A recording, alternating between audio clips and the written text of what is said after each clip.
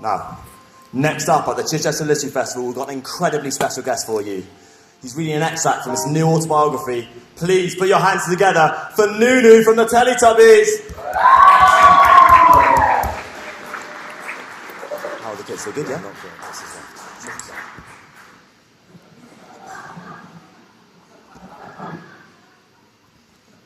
Right, well, I may as well get this one out of the way, seeing as this is all the fans ask me for these days, so here's the catchphrase.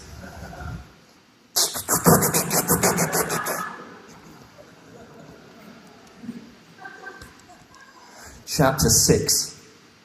Things had taken a turn for the worse. The ratings were dropping, our audience was still predominantly babies, and Dipsy was thinking about leaving the show. I remember I had a word with him backstage a couple of days before we were pulled off the air, and he turned to me with an air of dejected melancholy and said, "Dipsy bored of 6am stolen CBeebies. Dipsy went to RADA. Dipsy wants to do Hamlet."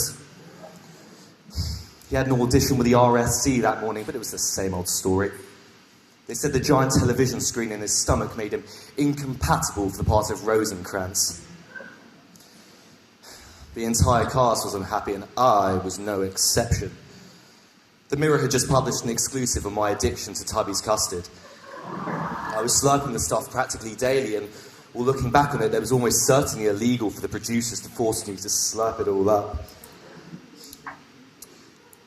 I used to think the show was a bit shit, to be honest with you. Watching those four bundle around saying, "uh-oh," for 20 minutes.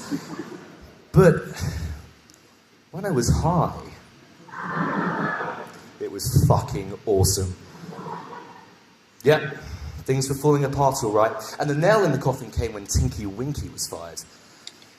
You remember that handbag he used to carry around with him at all times. Turns out he was harbouring a small child in that bag. What can I say?